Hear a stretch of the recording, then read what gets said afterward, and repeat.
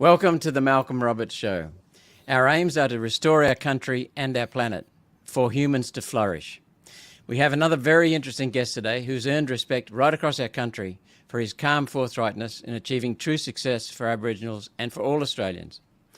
He speaks directly, bluntly, yet respectfully, and in an informed way. While his aim doesn't seem to be to deliberately rock the boat, his directness and his calmness mean that he sometimes does. Have a look at this website's video.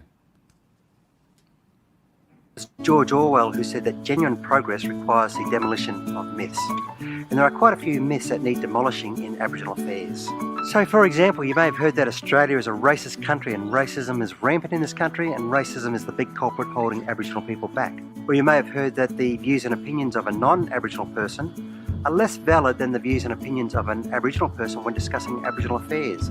Or you may have heard that the solution to the difficult problems facing Aboriginal people is simply a treaty or constitutional recognition. Many of these myths have morphed into unquestionable facts and we've been afraid to challenge them and question them.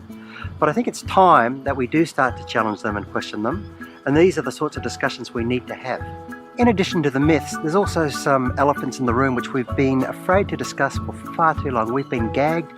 Political correctness has meant that we cannot talk about these. So, for example, while we're very keen to talk about the injustices committed by the original invader at the time of colonisation on the Aboriginal people, we are less keen to talk about the injustices of Aboriginal people committed on Aboriginal people today.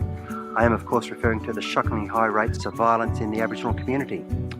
And while we're very keen to talk about the high incarceration rates of Aboriginal people, we are less keen to talk about the high crime rates of Aboriginal people that lead them into jail. And while we're very keen to talk about closing the gap and what role the government must play, we are less keen to talk about what role the people themselves must play. We need to talk about these elephants and these myths because until we do, Aboriginal people will not be capable of being all that they can be. And for as long as that's the case, not only are Aboriginal people diminished, all Australians will be diminished. We are all in this together, we are all Australian, and Aboriginal affairs is everyone's business. My name is Anthony, and on this site you'll find some links to some video clips and articles that will provide the basis for some good discussion. I hope you drop by and have a look, and I hope to hear from you.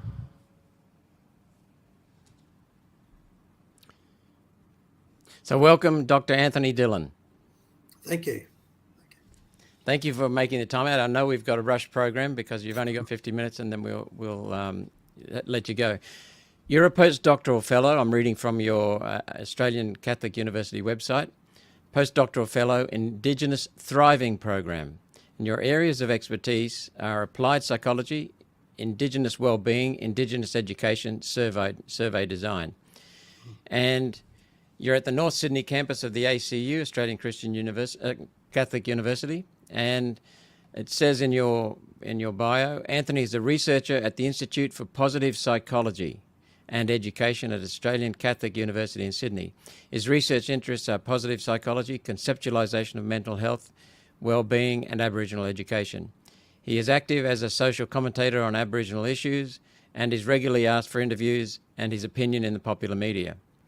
As a researcher, commentator and practicing psychologist, he regularly provides guest lectures to psychology students at universities and other professional bodies on Aboriginal psychology. First, though, I want to thank everyone for having me as your guest in your car, your kitchen, your shed, lounge, barbecue, wherever you are right now. Sitting, standing, driving, laying down, running, I don't know, but we're going to have an enthralling conversation with Dr. Anthony Dillon. I'll skip the rest of my introduction and so... What's your background, Anthony? My background, well, I'm a Queenslander. Where were you born? Born in North Queensland, in Innisfail, and I had the pleasure of just returning there briefly just before Christmas. I was up at Cairns, and Innisfail was just down the road, so I thought I'll just go down there and just see the town. Not that I can remember it from the first time I was there, because I left when I was about 2, but I did it more for my parents, who I'll talk about shortly. Okay. I think it meant more for them knowing that I'd gone back to the place I was born and had a look around. So I'm a Queenslander. I've lived in and am living in Sydney, have done for the last 18 years. So I like to say my body is in Sydney, but my heart is in Queensland, particularly southeast Queensland. So although I was born in the north, southeast Queensland, Brisbane, that's my home. So that's where family are. So you're a cane toad, not a cockroach. You haven't converted you to being cockroach yet, have they? No. I'm still a cane toad.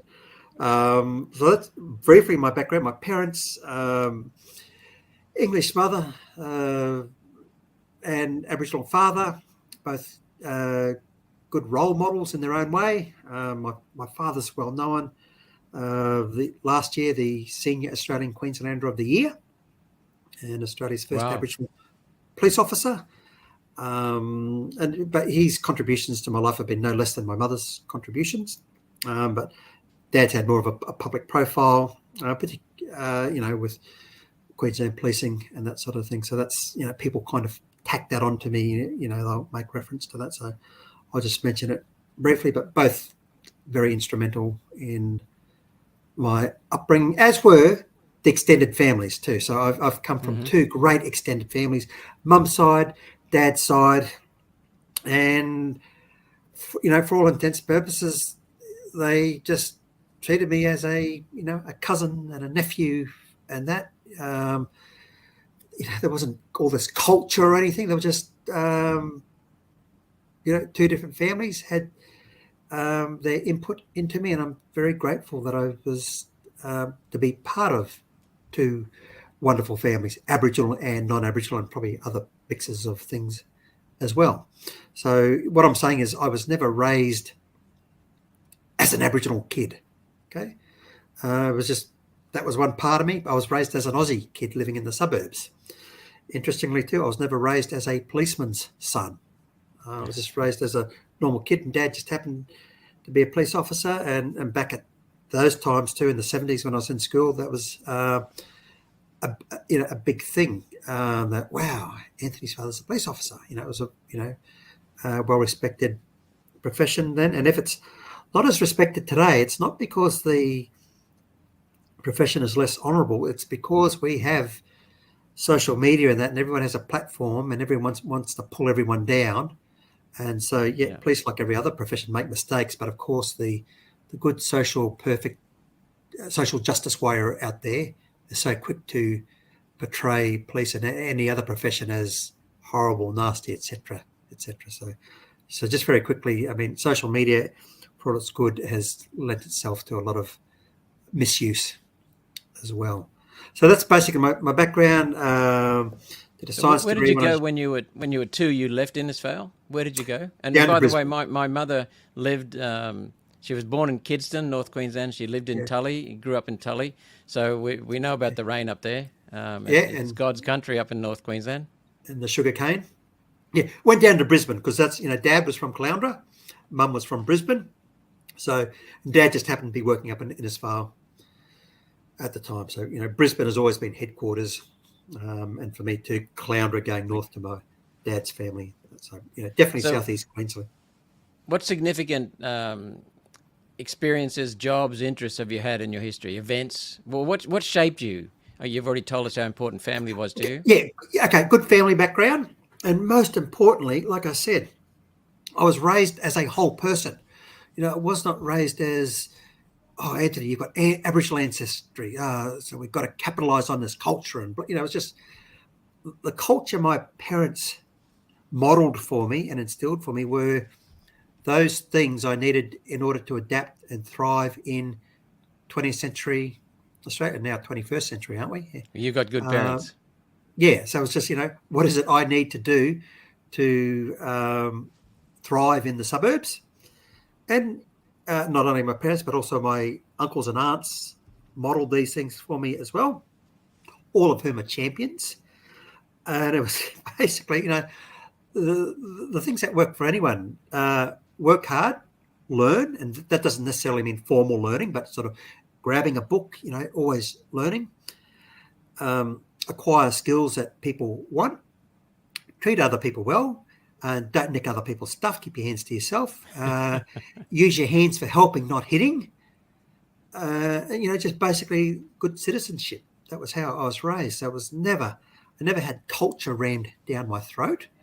And I was seen as a whole person. It wasn't just Anthony with Aboriginal ancestry, it was just Anthony.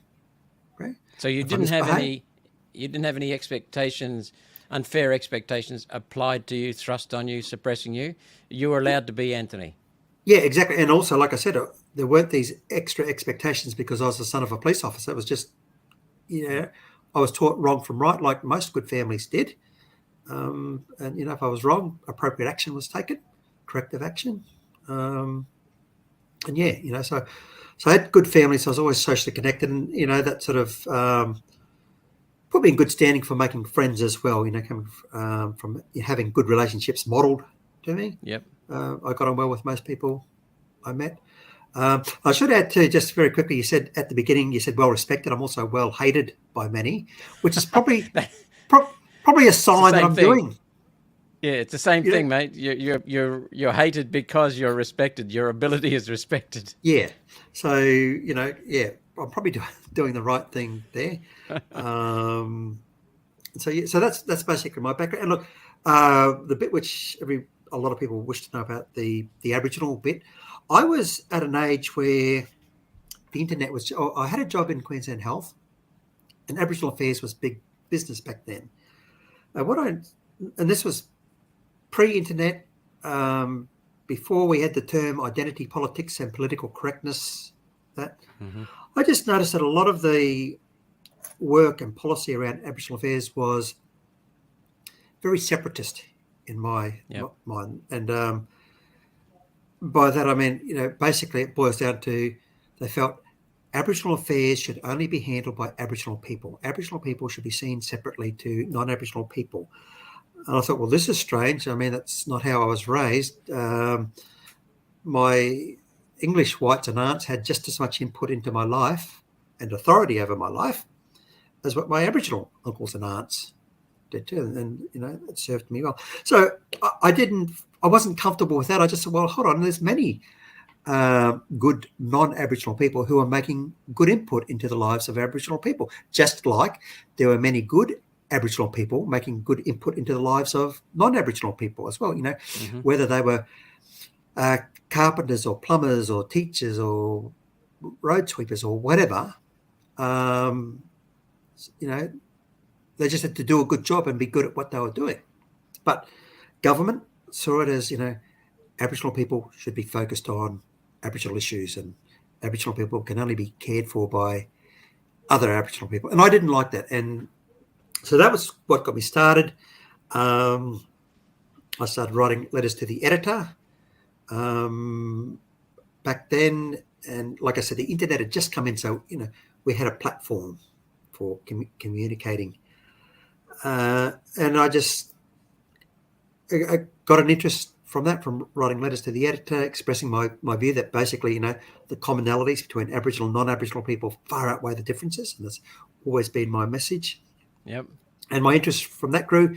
And then, with the internet blossoming and that sort of thing, we started to hear about these things of identity politics and political correctness. Even if they weren't the terms used back then, it was obvious those things were happening. And so ever since then, I've just been giving my messages. And look, I just see myself as a commentator. I'm really, I'm not an authority, like you said before. I'm just a commentator on Aboriginal affairs. I give an opinion, and I respect other people's right to have an opinion that is different to mine. And, there's been some times when I have worked on government documents and academic articles and that sort of thing as part of my job that relate to Aboriginal affairs. But, out there in the public, I'm just an opinion holder. I'm not there to tell Aboriginal people what to do. I just offer my opinions. Well, thank you. I think there's something else that comes out, in the lockdowns and the ridiculous restrictions we've had and the injustices we've had in the last 3 years in this country. I've been on a lot of programs with various people, and we don't tend to think much about policemen as being caring, but we tend to think of teachers and nurses caring, firefighters. But I've been on podcasts with policemen, nurses, teachers, fireys, aged care workers. And the thing that struck me, we had 3 very, very competent cops from Victoria, New South Wales and Queensland. The thing that came out from that conversation, Anthony, was police really care. And the majority of police joined for that reason. They really care. And it's obvious your father cared very deeply, not just about his job, but about you and his family, and he cared enough to let you loose rather Yeah, than absolutely. to shape you. He cared about you and let you grow rather than mold you. Yeah, absolutely. And so there was never an expectation that I'd be a policeman, even though people thought I would. That just never entered my mind. It's certainly something I didn't want to do. So yes, I was cared for. Certainly, I mean, the only difference between my childhood and that of many other kids was mum and dad were a bit strict when it came to safety things because dad had seen a lot. Yep. And so, we probably didn't weren't allowed to go out as much as what other kids, because mum and dad were just concerned about safety and that sort of Yep. thing. Okay, well, I always ask people as the start of our conversation something you appreciate about anything at all. What do you I think appreciate? I appreciate living in Australia. Yeah, I think you've won the lottery if you've come to Australia to live or you were born here. As imperfect as what our country is, it's a pretty good country. Okay, it's good to know that I can speak like I am now, and it's good to know that other people can rubbish what I'm saying if they want to, and not be shot down for it. Okay? Yeah. I may be silenced. That's the worst thing that can happen. Someone may block me and I can't defend myself, but if that's the worst that can happen, that's fine. So I'm pleased that in a country like Australia, I can walk down the street knowing I'm pretty safe. I'm not going to be bombed. I can express my opinion. People can disagree with me, and we can still generally get along with each other. So I love that. There's diversity geographically, but generally speaking, the spirit of Australia, we're able to communicate with each other. We're able to disagree with each other. Sometimes the discussions get a bit heated and that, but you're generally pretty safe. You're not going to be jailed for having an opinion that's different to other people's, generally speaking. Well, Anthony, I know you've got to go in a fairly short while. Your answers are so informative and so compelling and so human. Would you be willing to do a second show? Yeah, absolutely, absolutely. Because I think we're not going to get close to covering what I expected, but I'd like to delve. I'd rather go for the quality than the rush. So let's do it properly. Okay, sure. So your approach is positive psychology. What do you mean about positive psychology? Okay. Look, different people give it different meanings, and it has become a bit of a brand. But for me, positive psychology, I mean, traditionally it's meant that we can learn a lot about people by looking at good examples rather than just focusing on pathology. Okay. Certainly there's a need to look at dysfunctional behavior and that sort of thing, but we also need to look at healthy examples, specimens, those people who are thriving. What can we learn from those? But I just extended a bit further, and this perhaps isn't original with me, but it's, I can't recall getting it from anywhere else. But I see positive psychology as appreciating that people, regardless of their problem, regardless of the symptom, they're not broken. They have unmet needs. So to me, it's an issue of personal growth. And so, if you've been raised in an environment where you see violence as the solution to everything, where love's not given freely and that sort of thing, you're going to turn out with inappropriate behavior and emotional disturbances and that sort of thing. That doesn't mean you're broken. You're not like a machine where there's a part that's broken. You just need needs met and fulfilled. And so typically speaking, when people have their needs met, connectedness with other people, opportunity to pursue their own goals, good role models, that sort of thing, they generally, not always, but generally turn out pretty good. Right. See positive psychology. I just see positive psychology as seeing the potential in people. When we make the environment right, meet their needs, they'll generally do okay. Are you familiar with the works of Marshall Rosenberg, Nonviolent Communication? Yes, yep. I guessed you were. Yeah. He's the only other person I've heard talk about needs as being fundamental, and that's what drives us. There's a few others that talk about those needs as well. And having said that, even once a person has their needs met, they can still make mistakes and all that sort of thing. But Well, I imagine that it was something like what you just said.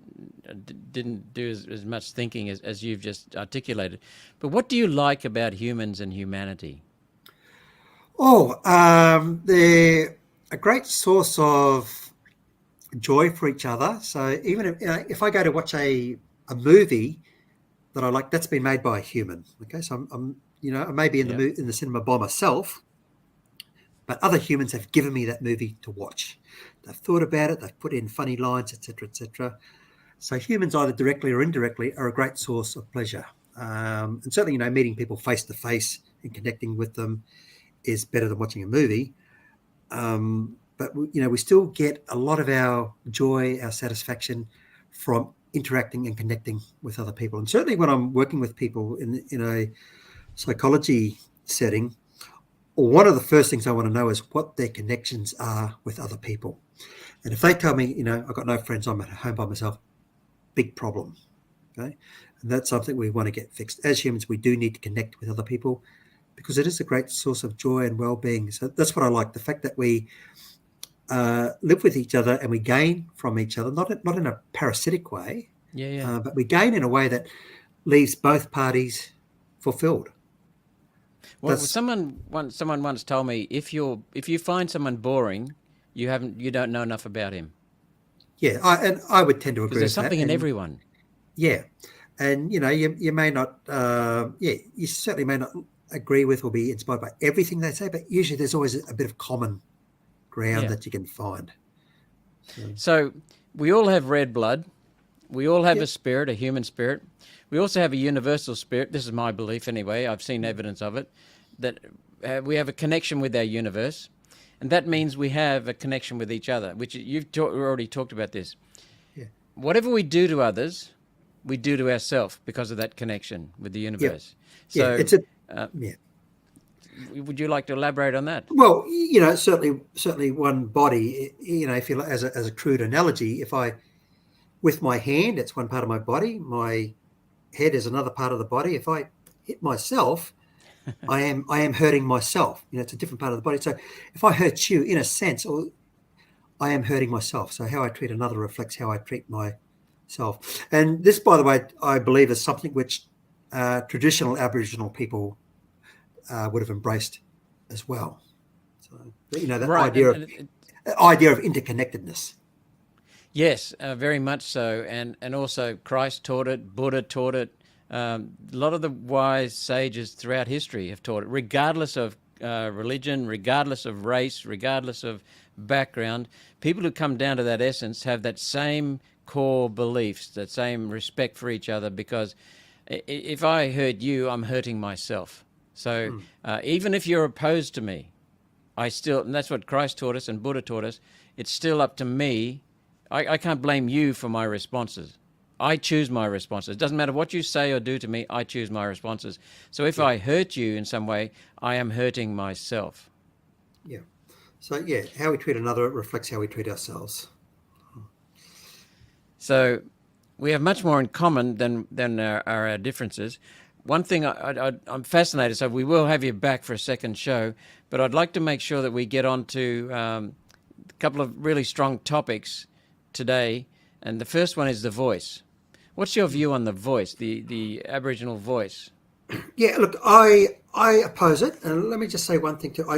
Yes, I oppose it, but even amongst my buddies who oppose it too, I'm not as strong as what they are, and as gung ho as what they are.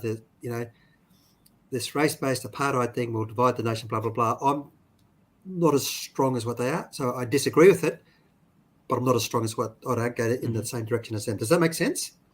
Yes, it does. Yeah. Yes. So you've got quite a few mates who are even stronger than you. Well, yeah, absolutely. So I just don't see it as helping Aboriginal people. If it does get up, I hope it doesn't. But if it does, first, if it does get up and it works, I will be the very first to say I was wrong. It works. Let's keep doing it. But if it gets up and it doesn't work after 6 months, 12 months, 2 years, I'll say, hey, we've tried it. Let's do what we know works. And we know what works. What works is what the architects of the voice have used. what I've used, that is get in a good environment, learn and earn. Okay, that's what works. So if it did get up also, I don't think we're going to have a situation where Aboriginal people and non-Aboriginal people are walking on opposite sides of the street or anything like that. I just think we will have a situation where the problems affecting Aboriginal people, particularly in remote areas, just continue to fester away. Yeah. And that would be a real shame. Well, Senator Nampijinpa Price, Jacinta Price, invited 20 Aboriginal leaders and elders down to Parliament House last couple of weeks ago. And none of the politicians came, apart from Ralph Babette, myself, Matt Canavan, Alex Antic, I think, and Pauline Hanson. But the people who are advocating for the voice didn't come. They did not want to listen to these people. But I asked Eddie from Nguru, I think it is the pronunciation, a community in Northern Territory. I said, why are you opposing the voice? And he's Aboriginal, and he said, because it's racist. And he said, the second thing he then said was, because I want to be Australian, not just Aboriginal. I am an Australian, and this will separate Australians. So that's pretty much what you were saying. Yeah, although that's a bit stronger. I don't see it as racist. I see it as ineffective. And I have no problem with, a separate Indigenous department or a service for Indigenous people that is responsive to a particular need or a need that disproportionately affects Aboriginal people. And I've been privileged to be associated with some of those services where they do a great job. But Indigenous people cannot be seen as a separate entity in society where they can only use this particular service. They can access this service if they want to, if it's more convenient. But ultimately the same principles should be applying, and that is when people, whether they be Indigenous or non-Indigenous, are protected from the elements, have access to fresh food, and can learn and earn and be productive in the society community they live in, they will do well.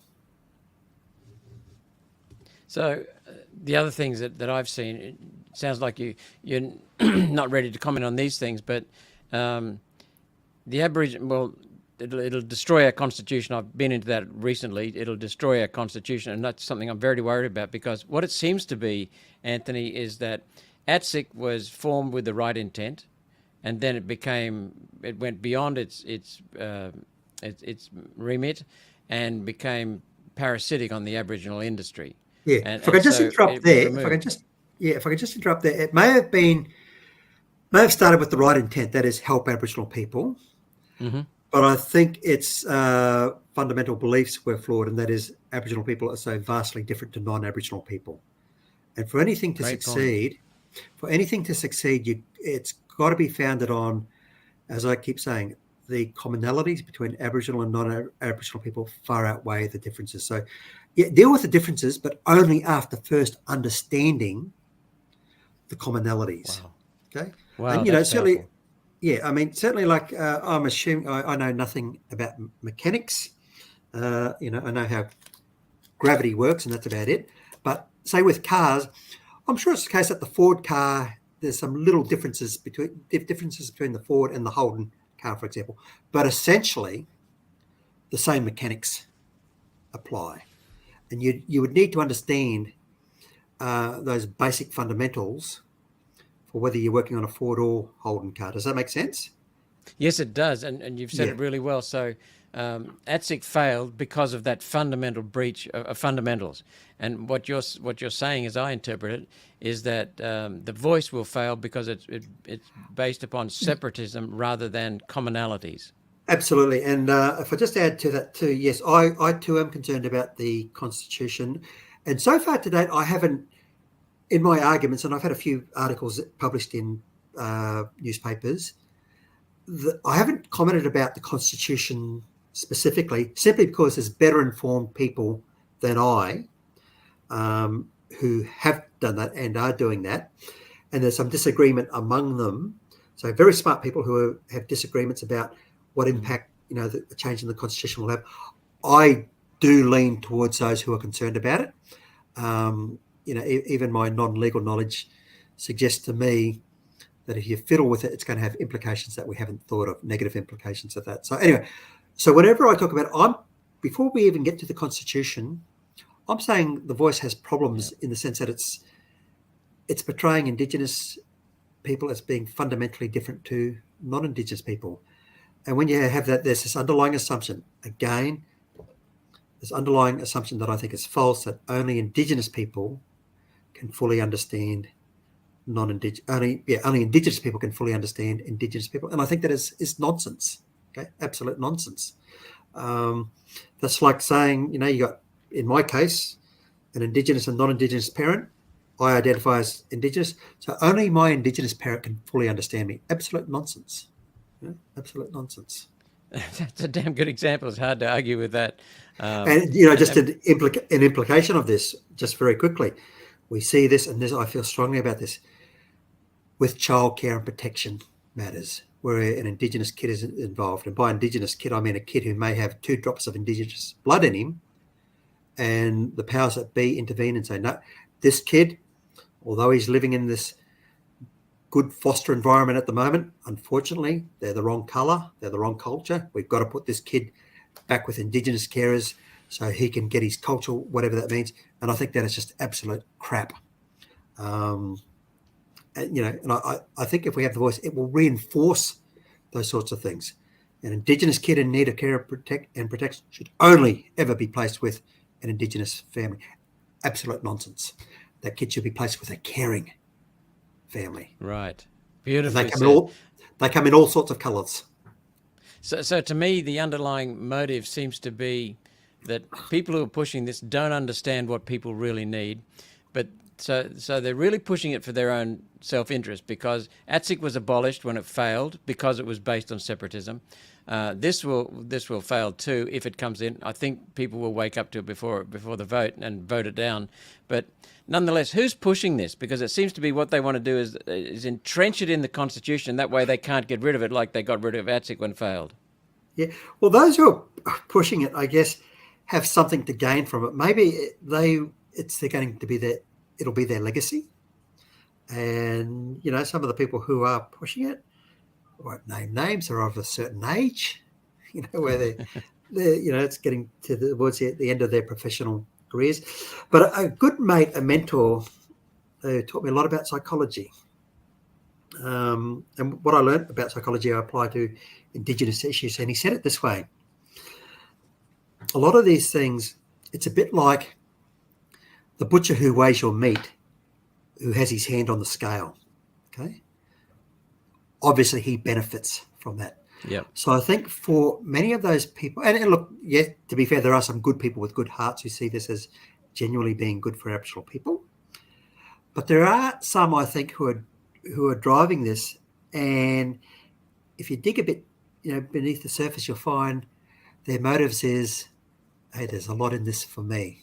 They're pushing it because there's a lot in it for them. They'll be seen as, Australia's Martin Luther King. And actually, if they really understood Martin Luther King, they would see that they're kind of going against what he's doing. But, they want to have that that proud moment. This is what I did for Aboriginal people. This is my legacy, blah, blah, blah. Because, again, it comes back to this fundamental truth. Among those Indigenous people who are pushing this, the architects of the voice, as I call them, have done extremely well for themselves without the voice, without a treaty. And these are people I respect, by the way. I don't always agree with them. In fact, I disagree with them lots, but I do respect them greatly for the positions they've attained. They are leaders in our community. And they got there, they did it without a voice, this thing called the voice. And the reason why they did too, because they do have a voice. I have a voice. Aboriginal people do have a voice. Yep. And maybe we can talk about that in our next edition of this. So they are proof that you don't need this thing called the voice. What is it they've done? As I said, they earn, they learn. And I think that's an expression I got from Noel Pearson. But very briefly, generally speaking, for Indigenous people to make it, there's two broad categories, very generally speaking. One's like me, who were born into good circumstances. Okay, I was born, two good parents, two good families, born in a modern hospital. As some would say, I was born in a colonised hospital. So were they. So I was born into good circumstances. Then there are those others who were not born into good circumstances, or what may not be seen as good circumstances, and they escaped.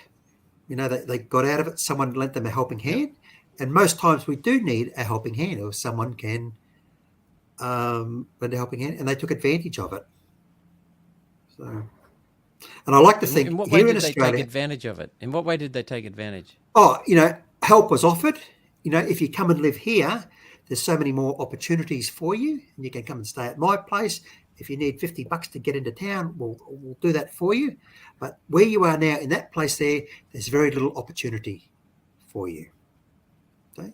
So they were removed from where they were growing up and put in another environment, and then they thrived. Yeah. So I'm not just saying you rip the people out. You do need a sensitive exit strategy. But for in a lot of these places, not all of them, and Warren Mundine's a good person to talk to. He'll tell you that some of these places there is potential, but I think there are some places where they're just so economically and psychologically poverty-stricken that you do need to invite the people out. And even if you can't do much for that adult generation, you need to move them out for their children's sake. You said in a tweet recently, I've forgotten where I put this down. Oh yes, 2 days ago, you said you need to talk about, quote, the lie about deaths in custody. What's the lie, and why is it spread, and who spreads it? The lie is that if Aboriginal people are in custody, they're at a greater risk of death. Okay. They are more likely to end up in custody. There's no question about that. And that's what we should be focusing on. Yep. But once in custody, they are no more likely to die than the non-Aboriginal person in custody. That's what we see it too in the figures. It's Australian Institute of Criminality figures. Yeah, so that's not my figures. And, certainly, and if you want to distinguish between custody as in jail and custody as in police involvement pursuit, I think the rates of death might be higher for direct police involvement, but that would also reflect a greater rate of risky behaviour and dangerous behaviour and that sort of thing. But generally speaking, if you're an Aboriginal person, you have less, once in custody, you have less of a chance of dying than a non-Indigenous person. And I jokingly said to my good friend Dave Price a little while ago, everyone knows him as Jacinta's father, but he's also Bess's husband, and he's the glue of that family, so he should be given more credit. But I jokingly said with him one time, I said, Dave, if you and your grandsons end up in custody in the Northern Territory, they have a better chance of living than you do. You're more likely to die than they are because he's a white man. It was joke, but it was serious. Statistically speaking, if he and his grandsons ended up in custody, they will do better than him. Does that make sense? I thought because Dave is non-Aboriginal. A non-Aboriginal person once in custody is more likely to die than an Aboriginal person in custody. Right, so it's a better chance of dying. I thought you meant a better chance of not dying. Yes, no, I agree with you. Yes. And then you also tweeted this 2 days ago, quote, Indigenous lives are doing the greatest harm to Indigenous lives. Can we talk about that truth, end of quote? Yeah, can we talk about it and not be accused of being racist? Probably no, but let's talk about it anyway. And... this is what the mayor of Alice Springs said recently. We have to have tough conversations. Okay, nobody likes to have tough conversations. So we need to acknowledge that, Indigenous people are far more likely to die at the hands of Indigenous people. We need to recognise that as a problem, and we need to acknowledge too that I'm not saying that they're inherently bad or evil, but yes, they're the product of their environments, but also they're the products of propaganda that they're victims of colonization and rampant racism, and they are not. Okay, so we just need to be upfront that, again, if we get the environment right, the situation's right, where they do have access to fresh food, they have a job, etc., they're going to be engaging in helping, not harming other people. Okay, Right. they will learn that hands for helping, not for hitting. So we know the statistics tell us that Indigenous people, the rate of violence and homicide amongst Indigenous people is higher than what it is amongst non-Indigenous people, and we need to fix that. And so, I'm appalled every time you see a blacktivist.